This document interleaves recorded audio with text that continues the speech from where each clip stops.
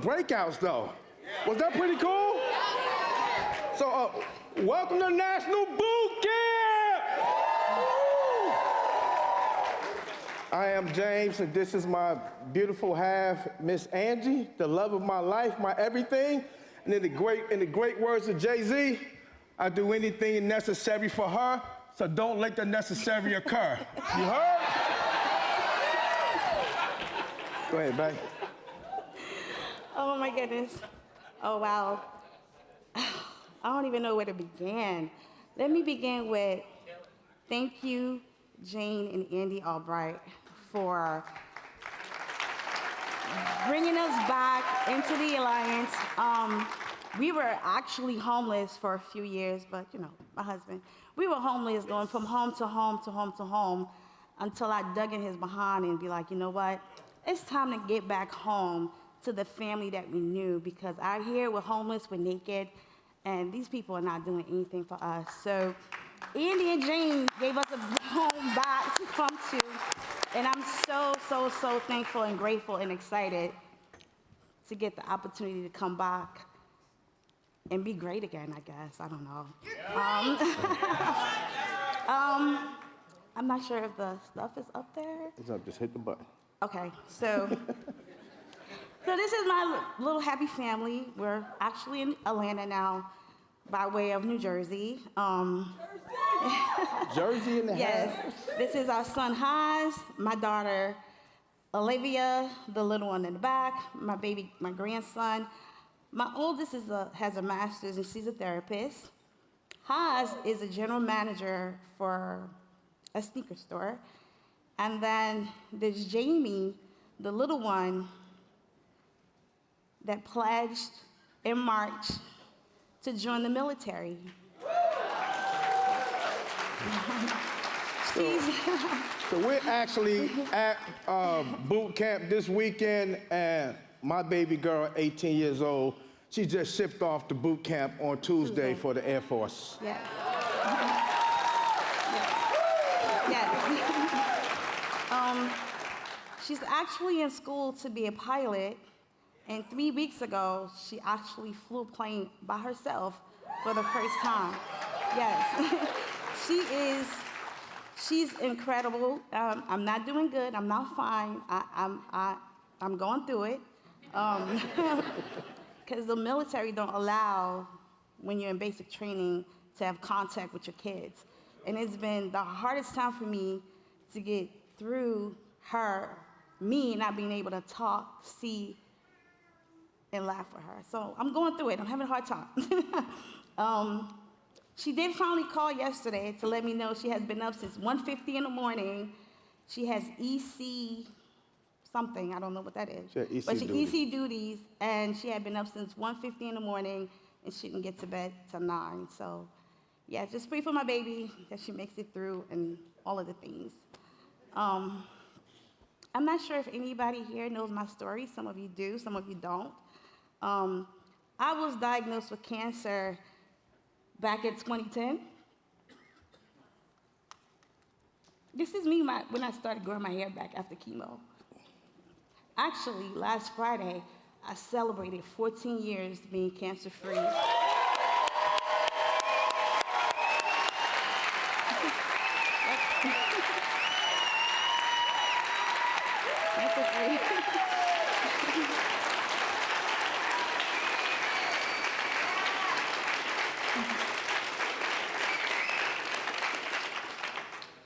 It was a journey. It was a journey. I could speak to it now. Before I couldn't. I would have been up here crying my eyes out because I couldn't speak to it. But now I can, because I did cancer, but cancer didn't do me, so it didn't win. So I don't cry about that anymore. I think I laugh now, especially when I got that first word that I was diagnosed with cancer, and the nurse and the doctor came up and was rubbing my shoulders, you know, massage me, and I'm like, what is this? Are we about to have a party? Like, what's going on?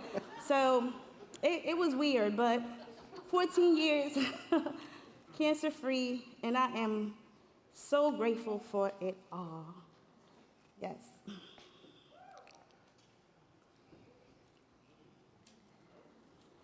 This is my little brother.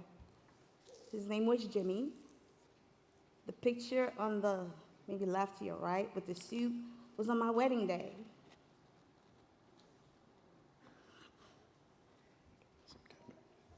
Okay. You got this. You got this.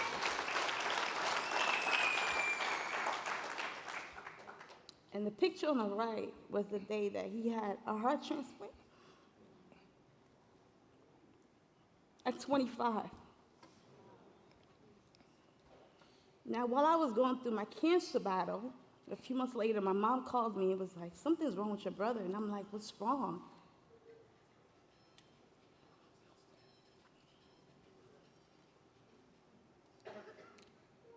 He got diagnosed with congestive heart failure. At the time, I didn't understand what heart failure, cardiomyopathy was. I thought everything was going to be okay because he always smiled. He never complained, nothing.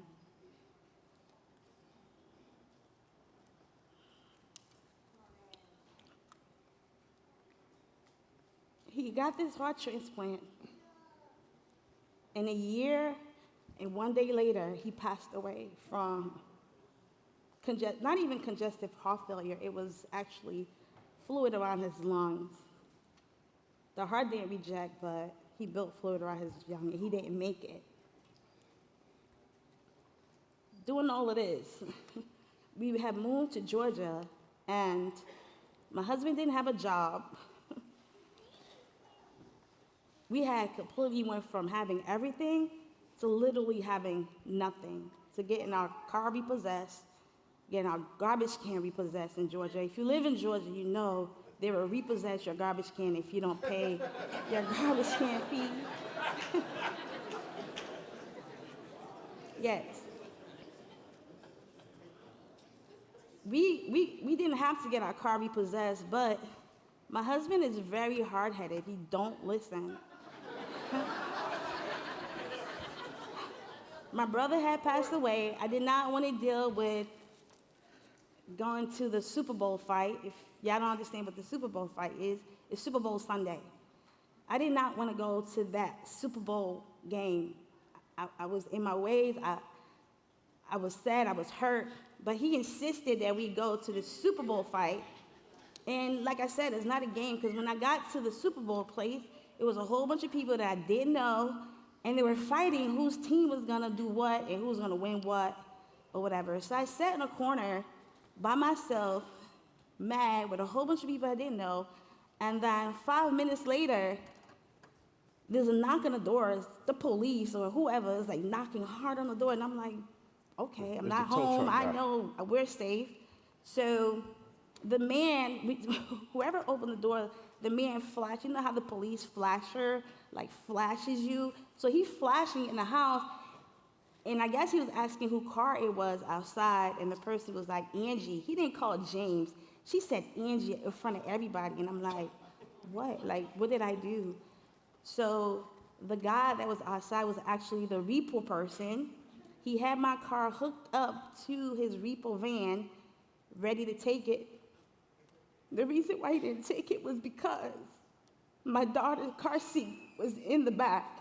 He's like, oh, I see that you have a car seat, so I'm gonna give you the opportunity to take the car seat out of the car for your baby, but I'm gonna have to take your car. He was like, I've been coming here for 6 weeks looking for the man across the street car, but he's been hiding his car, but I could never get it. But your car pinged into my system, so I have to take your car. So I started shaking. I'm like, what? He's like, yes, I have to take your car. So I called Mr. Super Bowl man. Yes. That had to start a job the next day, so now we have no car, no money, no transportation. But our brother-in-law had a hoopty that had a hole in the ceiling and gave us that car to get home. So we held the door of that hoopty the whole ride home, an hour home, in the rain. We were drenched in the car with the rain. That's how we got home that day. We got home though, y'all.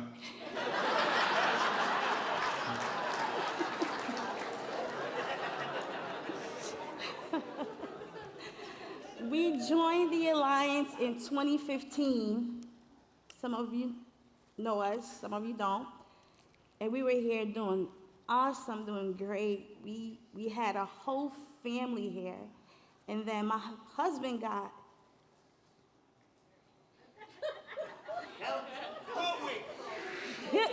hoodwinked into going into different organizations because they promised a dream, a platform, whatever it was. I was so against it, y'all. I said, no, I'm not leaving. He was like, no, da, da, da. I'm like, no, I don't want to go. I do not want to go. It's not right. I don't want to do it. But you know, James Coleman overpowered me. So we left. We left the alliance, and I was incredibly sad the whole time we were here. However, every 6 months or so, I told my husband, we need to get home. And he was like, no, we're not going back. I'm like, yes, we are. We're going back, and it's the right thing to do. That's the thing. Like, we have to go back. We were gone for 5 years? No, 3.5. 3.5 years? Yes. Okay. And every 6 months, I kid you no lie, I was like, we need to get back to the family that we know. These people here don't have anything for us. What you're trying to do is not it. They're not our friends. I don't want to be here. I'm tired of going here, here, here. This is not for us. So on the drive somewhere to New Jersey, I just talked to him. I'm like, babe, like, you know, NAA, that's what we called it. Like, the best thing that we've done is, like, the people, everything. Andy, Jane was, like, we need to go back. And then he stood there and thought about it. He kept thinking about it, thinking about it, thinking about it. He had a toothache, too, by the way. I think the toothache got him quiet because, you know, he's always pushing. He was just quiet. He was so quiet. He was so quiet. And I'm like, you got to do it. You got to call. So I think the next day when we got to Jersey, he ran upstairs. I'm sitting on the couch. He's like, guess what I did? I'm like, what did you do? He's like, you're going to be very happy. I'm like, okay, so what did you do? He was like, I texted Andy. I said, what? You did what? He said, I texted Andy, and I asked him if I can get back to NA. And I said something like, so what did he say? Did he say no? Like, I know he probably hates your guts because of what you did. Did he say no? And he was like, no. He said, yes, he would love to have us back. I'm like, what? So what do we do next? I had let my license expire, y'all, because that's how disconnected I was with the insurance board. I just did not want to be a part. He was like, Andy said, yes, we could come back. And I'm like, seriously? He's like, yes, we can go back. So they got everybody riled up together, and then we finally came back to the place where it all started, with the family that I've known, with the people that had held me up. I came back to NAA. I thought Jane was going to be like, oh my God, I just don't want. They picked me up, and then the conversation was, where did we stop? And let's start from where we left off. And I'm like, oh my God. Like, I thought she was gonna be so mad at me. And when I came back here, not one person gave me attitude, like, why did you leave? What are you doing? Noelle came up to me. It was a hug, and the first thing she said, now why did you leave? None of that stuff. It was, how's your health? Are you okay? Is everything okay? And I'm like, oh yeah, everything okay. So I am grateful and I am thankful for everything, for everyone, Robbie, everybody that took us back again and giving us a home back and bringing us back home. So that being said. So once again, thank you, Andy and Jane, for allowing us to come back home to our family. As my wife said, she considered us homeless because we was going from IMO to IMO to IMO, and just happy and grateful to be back. And I'll touch back on that in just a little bit, but I do want to talk about me, right? And me being a product of my environment and getting to the point where I realized that something had to change, and if it was meant to be, it was up to me. That's that's my some of my brothers and sisters. I got 11 brothers and sisters, and we grew up in a 2-bedroom apartment. When you say poor, I think we epitomize what poor was. I want you to imagine being on welfare,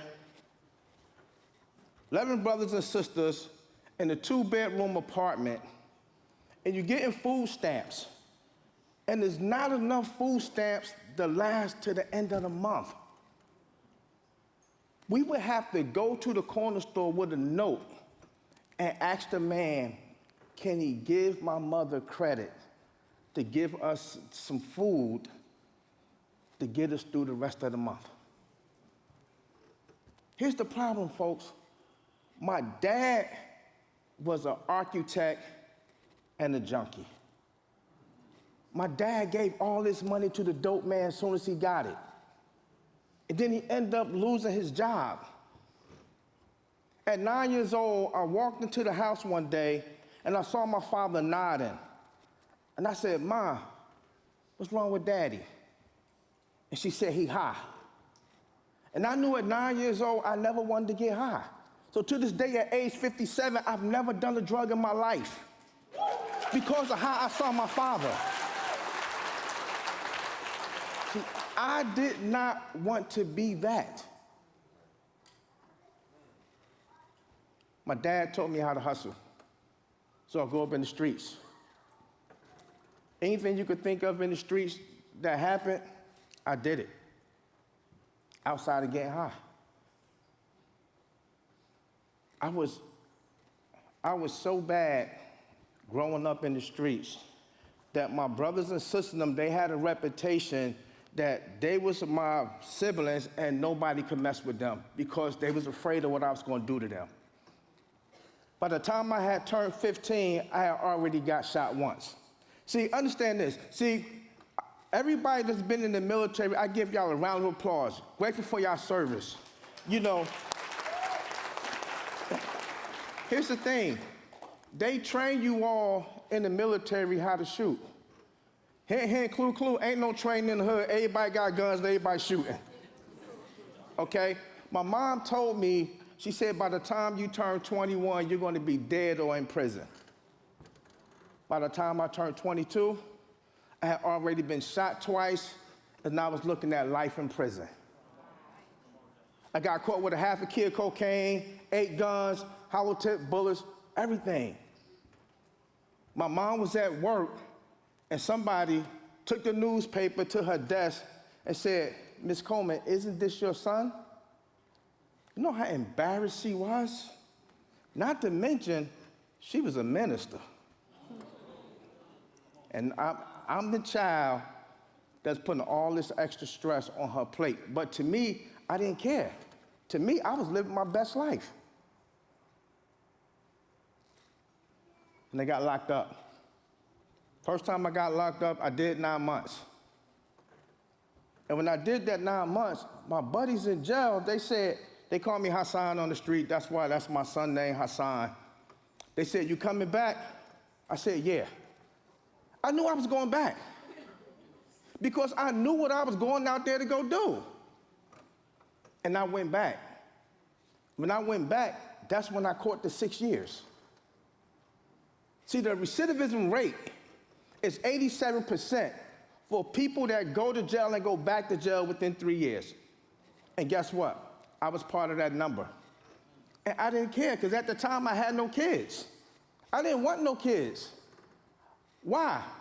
I had 2 brothers pass away from SIDS. One of them I tried to give mouth-to-mouth to, and he still passed away. While I was locked up, my brother's son passed away from SIDS. I was scared. See, I'm never having kids a day in my life. But while I was in prison,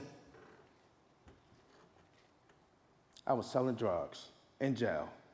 I was making $2,000 a weekend in prison selling drugs. But at the same time, I spent 2 years looking at a brick wall without ever going outside. I worked for $1.65 a day while I was locked up. And I had to keep a job while I was locked up because they said it's gonna help me when it's time for me to go to parole. So I'm doing this job, working for $1.65. Can anybody imagine working for $1.65 a day? Think about that. Some of y'all don't even want to go to an appointment to make $500 in the clip. Yo, $1.65 a day. And so I was just a bad seed.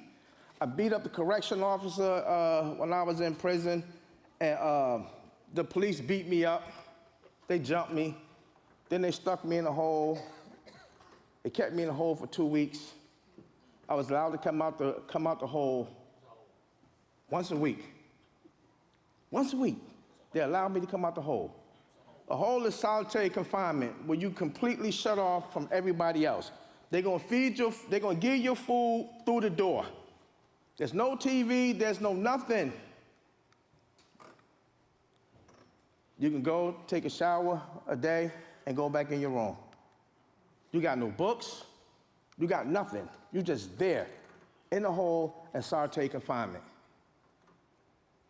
And I said to myself, you know what? I'm not doing this no more. I said, I'm going to go home and I'm going to make something of myself.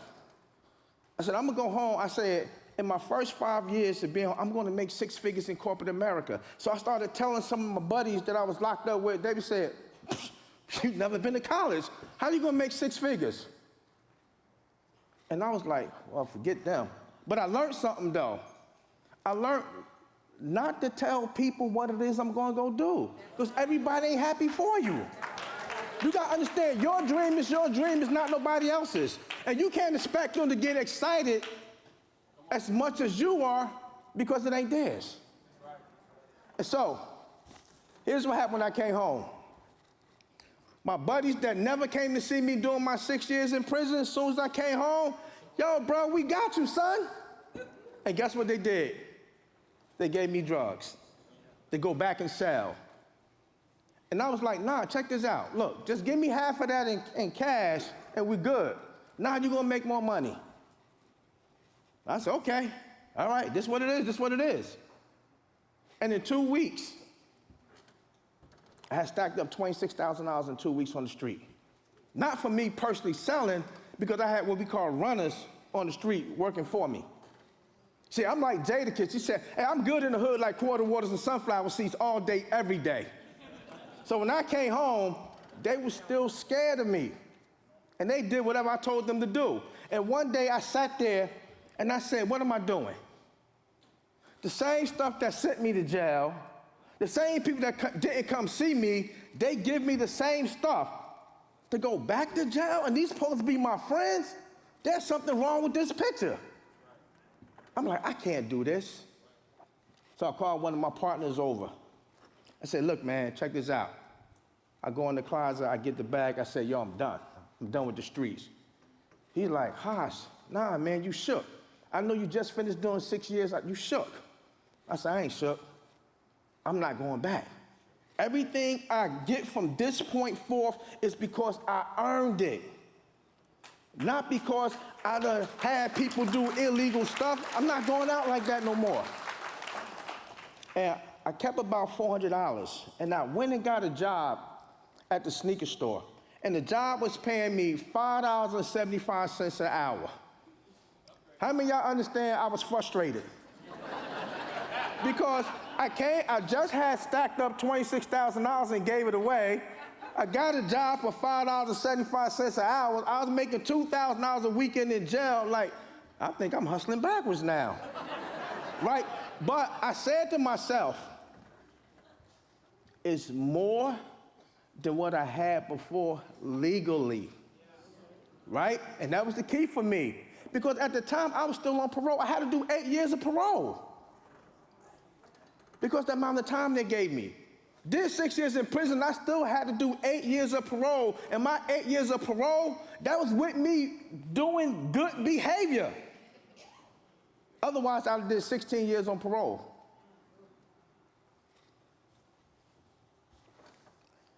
One day, one of my coworkers told me that he heard my boss talking about me.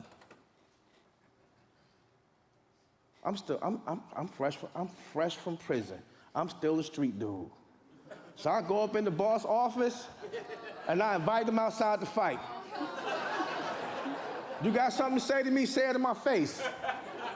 You don't like, let's go outside and handle this like grown men. I cussed him out, right? And then I had the audacity to say I quit and left. And then I got home and realized one of my parole requirements was to have a job. Okay, this ain't going right. So I called him up and I apologized to him. He said, James, don't apologize to me. I don't know what's going on with you, but I want you to come back to work the day after tomorrow, take the next day off and get your mind right, but come back to work. And I was like, hung up that phone like, thank you, Jesus. So I go into work, I sit down with him. Now I apologize again. He said, nope, be a man, own what you said.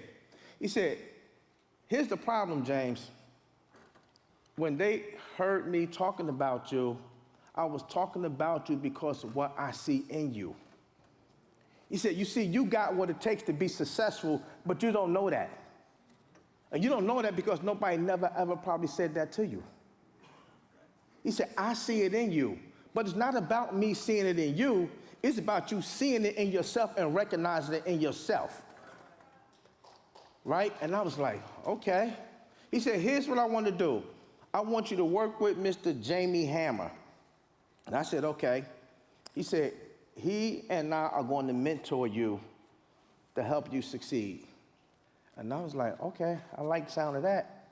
And then I got with Jamie Hammer, and Jamie showed me his check, and his check had a comma in it.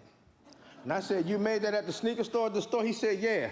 See, where I came from, nobody that I knew that worked the job had a check with a comma in it. The only people I knew that was making thousands was drug dealers.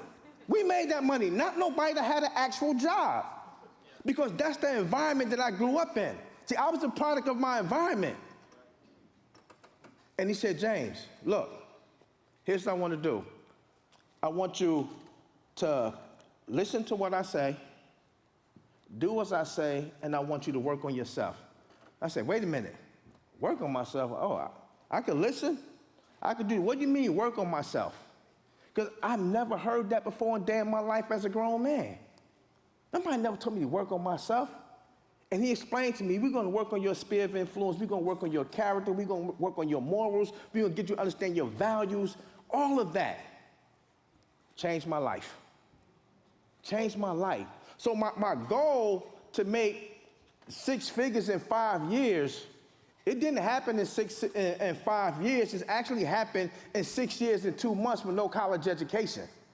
The same 2 guys that mentored me, I end up surpassing them in the company because I took that mentorship real serious. You know,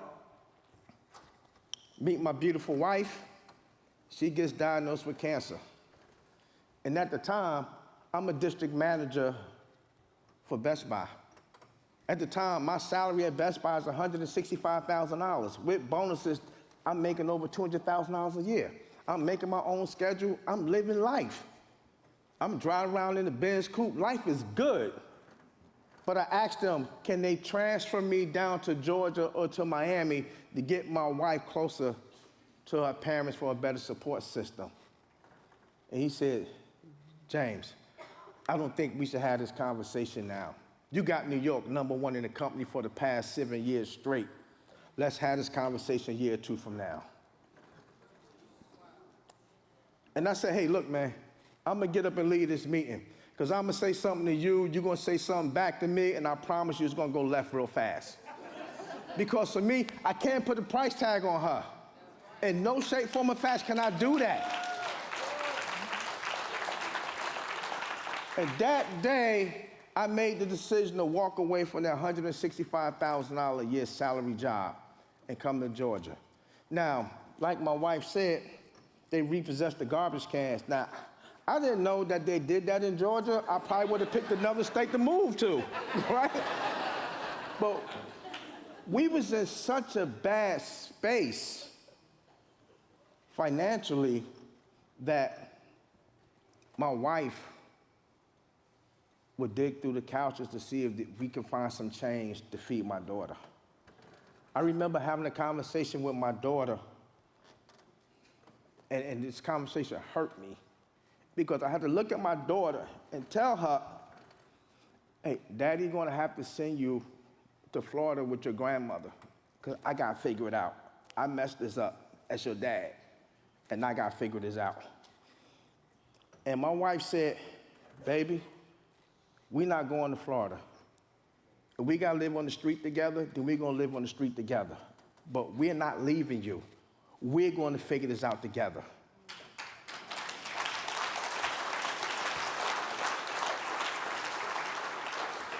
My buddy, let him rest in peace, that introduced me to this business, he had tried to introduce it to me.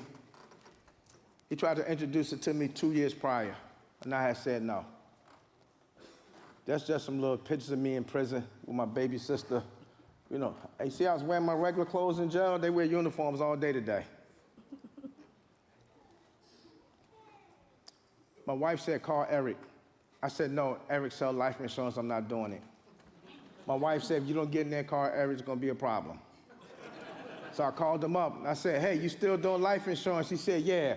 I said, you still making 6 figures? He said, yeah. I said, do I gotta harass friends and family to make money? He said, no, we got leads. I said, I'm in.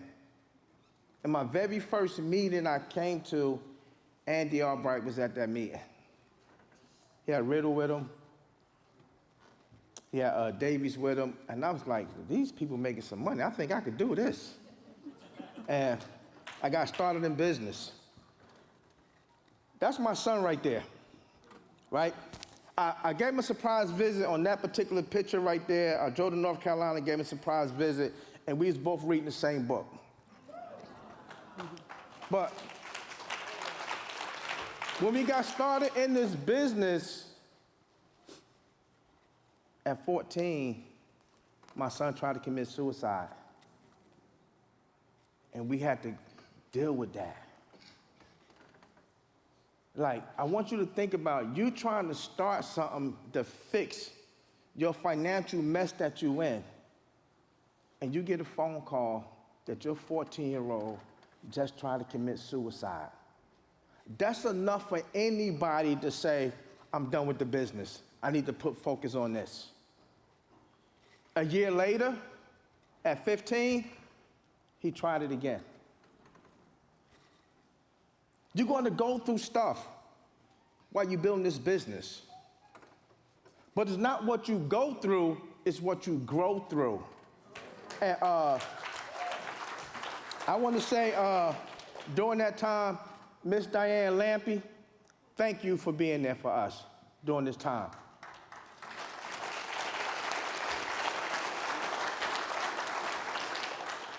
I promise you, I didn't know what to do, what to think, or whatever. Thank God for Diane Lampy, because she helped us get through this trying situation. You can't even fathom back to back this is happening. You know, so we got started. As my wife said, we was doing great. Having some fun, having some success and everything.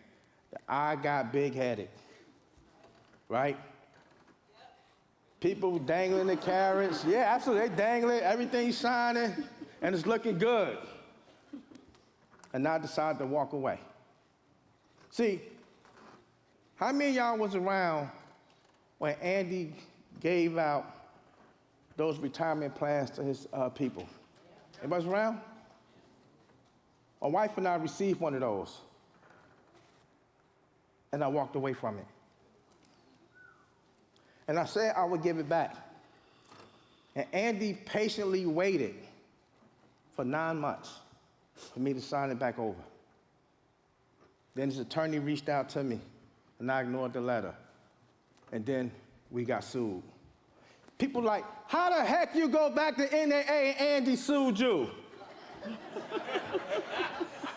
I said, hey, look, your relationship with Andy and mine, hey, that's totally different. Mind your business, okay? So let me tell you what happened while we was being sued. So we being sued, right? And One day, I get a text from Andy. Y'all know Andy. Hey, Bo. He said, hey, look. Hey, your attorney is in ICU about to die. I'm reaching out to you because I don't want them to miss the deadlines and you're going to have to pay extra money and court costs and everything. Now, I want y'all to think about this. The person that's suing you is reaching out to you to help you. So, I say, babe, Angie said the attorney is about to die. So, I go call the attorney office. They say, yeah, that's about right. What? Why do I gotta find out from the person that's suing me? Are y'all kidding me? Needless to say, we got another attorney, right? Got another attorney and got everything worked out. But see, this is when I knew Andy ain't had no beef with Angie and James Coleman because some of the other people that was being sued that had the same attorney, I reached out to them. I said, did Andy call y'all? No. No? Okay, well, I'm gonna leave this over here. I'm gonna go over this way. I'm gonna go on the side where I'm like that. And we got everything worked out, you know. And I was telling my wife, like, Andy ain't got no beef with us. None whatsoever, because he didn't have to do that.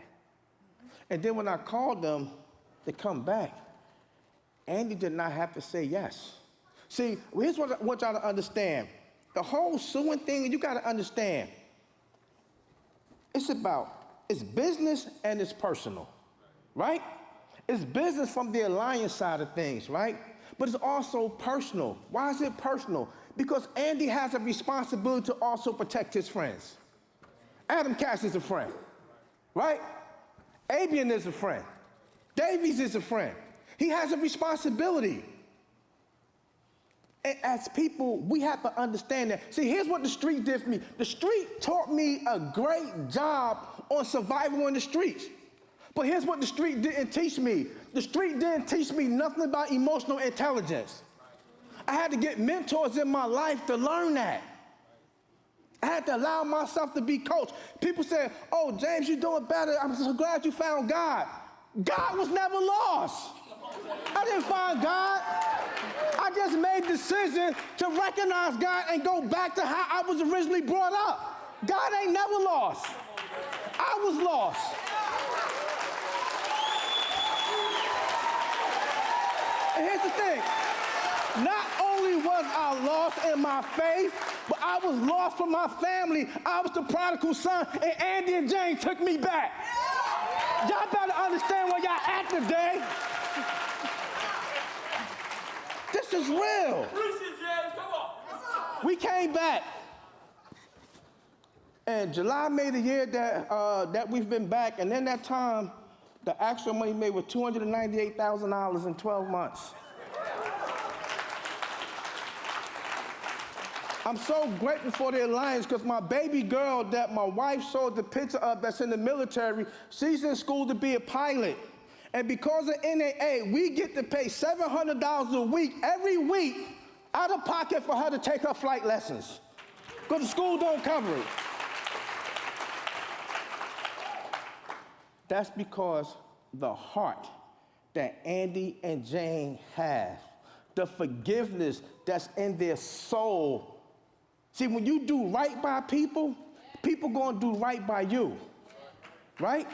But you also gotta recognize and understand, hey, look, ain't none of us perfect, right? None of us are perfect. But we got to make sure we continue down that path to get better every single day. Every single day. Understand, I'm a work in progress. I don't know about anybody else in the room, but I'm a work in progress. See, I had to understand not only who I am, but whose I am, okay? See, and that's what some people get it lost. Y'all don't want to recognize that. But I'm gonna tell you right now, I recognize that, okay? And I'm okay with submitting to his will. I'm okay with that. And don't nobody else in the room got to be okay with it because it's not about you. It's about me and my relationship with the man upstairs. Does that make sense to everybody in the room? That's what it's about. You know, we're here this weekend and we get the opportunity to learn. We get to learn from all the fabulous speakers that we got. But here's what I will tell you. Your mind has to be like a parachute. If it ain't open, it ain't gonna work. I forget that name that David just said. If you out there in the hallways, just having your own little sidebar conversation, I'm gonna tell you, that ain't it. I'm gonna tell you, there's nothing cool about that. You ain't learning. The people that's making the money, they in here. They in the room. They leading by example. Now it's time for everybody in here to lead by example. It's time for all of us to step up. Enough is enough. We have to get to the point where we say, hey, look, enough of this mediocrity. It's just too much. How many people in here would like to live the life that Angie and Jane live? Raise your hand. Yeah. Guess what? Money being printed every doggone day. The question is, how come all of us are not the recipient of it in the fashion that we would like to be? See, one of the things I learned coming back to the Alliance is that the roadmap is still the same. Mm-hmm. It's the work. I think Marcus said it today. Y'all know what y'all got to do. We know what we got to do. The question is, how come we not doing it? Nothing changed. We was in the breakout, and Andy Riddle said, Andy been saying the same thing for the past 15 years. Why? Because success is repetitive. The question is, when are we going to listen? When are we going to commit the action? Commitment, transcend the words into action and making time when there is no time. When are we going to get to that point? And that's just not me, that's for everybody in here. We have not tipped the iceberg in regards to how far and how big the Alliance can be. We have not tipped the iceberg yet. But we got to do it. Everybody in this room plays a part in that. They say it's easier to run with 100 people than to run with somebody in your back. Am I running with 100 people? Yeah. Am I running with 1,000 people? Are we all running together up in here? We gotta take the Alliance to the next level. We gotta do it. Ain't up for discussion. It ain't up for debate. We gotta do it. We gotta do it. And everybody in here plays a part in that. We gotta get it done. The biggest lie being told is that we got time. We ain't got no time. So we don't know what tomorrow gonna bring. We gotta get it done right now. Not tomorrow, not next week, right now. It starts right now with every one of us in this doggone room. That's where it starts at. I'm counting on all of y'all. Marcus said, back to back. I wanna be back to back with everybody in this doggone room. Hold me accountable, I hold you accountable. But we gotta get it. Enough is enough. We could have been. Stop playing it safe. This week, I could have been that person that said, I'm not coming here this week. My daughter left Tuesday. It was my brother's birthday on Tuesday. And on my way home from dropping her off to go to basic training, my mom calls me and tells me my dad's brother passed away. I could have been that person today that said, I don't want to be here. But guess what I did? I picked up my little butt. I cried all day on Tuesday. I got up, packed my bag, and I brought my behind here. Because I needed this more than this needed me. You understand? If y'all here for a reason and a purpose, and we gotta get going. Get going, get it done, get going. Again, thank you so much. My name is James and Angie. Angie and James Coleman. Angie James. I hope your name ain't James. Hey, look, y'all, before we wrap up, we do have night owls, okay? We got 4 night owls going. You know, we got Brandon Manley and his team. They got the night owl going right here in the main stage. So if you're not attending that night owl, make your way to one of the other night owls. We got Andy Riddle and Jason and Olga Mathis. They're gonna be in breakout room 1 for their night owl. And then we got Mike and Noel Leventovich. They're gonna be in breakout room 2 for their night owl. And then we got Andy Albright. Breakout is in room 3. So let's make our way to these night owls. The real training starts now.